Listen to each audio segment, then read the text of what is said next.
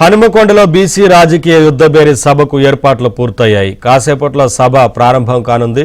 2 లక్షల మందితో సభ నిర్వహించబోతున్నామని బీసీ సంఘాల నాయకులు చెబుతున్నారు. ఈ సభలో భవిష్యత్ రాజకీయ కార్యాచరణ ప్రకటిస్తామని నేతలు చెబుతున్నారు. సభా ప్రాంగణం నుంచి మరింత సమాచారం మా ప్రతినిధి నవీన్ అందిస్తారు. బీసీలకు రాజ్యాధికారమే లక్ష్యంగా వరంగల్ ఆర్ట్స్ కాలేజీ మైదానంలో నిర్వహిస్తున్నటువంటి బీసీ రాజకీయ యుద్ధబేరి సభకు ఏర్పాట్లు పూర్తయ్యాయి. మొత్తం బీసీ సంఘాలకు సంబంధించినటువంటి ప్రతినిధులంతా కూడా ఈ సభకు హాజరు కాబోతున్నారు. వరంగల్ ఆర్ట్స్ కాలేజీ మైదానంలో దాదాపుగా 2 లక్షల మందితో సభ నిర్వహిస్తామని ఇప్పటికే ప్రచారం నిర్వహించారు. తీన్మార్ మల్లన్న ఆధ్వర్యంలో ఈ సభకు భారీ ఎత్తున తరలి వచ్చేందుకు ఇప్పటికే ప్రచారం నిర్వహించారు.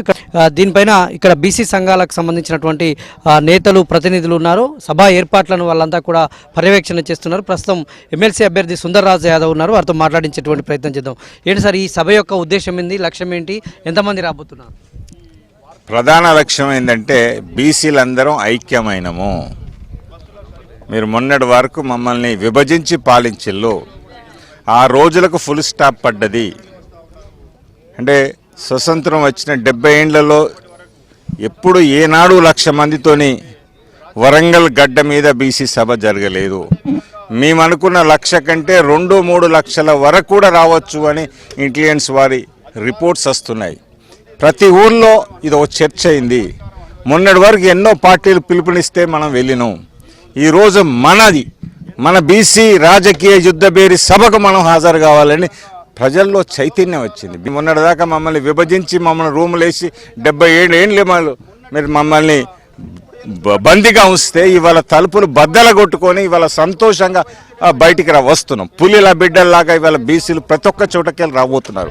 ఇది ఒక అగ్రవర్ణాల ఆధిపత్యంలో ఉన్న ఈ 77 ఏండ్లను ఛేదించుకొని బయటికి ఇవాళ ఒక సభ ఎన్నడూ పెడతారా అనుకున్నట్టున్నది. ఇప్పుడు సభ పెట్టుడుతోనే ఎక్కడున్న ప్రజలందరూ బయటికి వస్తున్నారు. సో ఈ సభకు ముఖ్య నాయకులుగా డిఎంకే పార్టీ, ఎందుకంటే తమిళనాడులో గత 2-3 సంవత్సరాలకెళ్ళి బీసీ నాయకత్వంతో ఆ తమిళనాడు ప్రభుత్వం నిలదొక్కుంది. ఆ డిఎంకేకు సంబంధించిన విల్సన్ ఎంపీ గారు ముఖ్య అతిథిగా రాబోతున్నారు. వారితో పాటు బీహార్కు సంబంధించిన లాలూ ప్రసాద్ కూతురు మీసా యాదవ్ ఎంపీ గారు కూడా రాబోతున్నారు. ఉత్తరప్రదేశ్ రాష్ట్రంకెళ్ళి అఖిలేష్ యాదవ్ బ్రదర్ ధర్మేందర్ యాదవ్ కూడా, వారితో పాటు సూరజ్ మండల్ కూడా రాబోతున్నారు.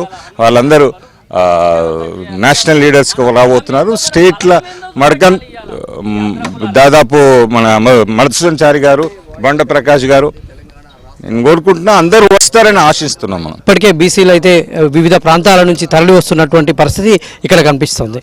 విడుదల జగదీష్తో నవీన్, ఏబిఎన్ ఆంధ్రజ్యోతి.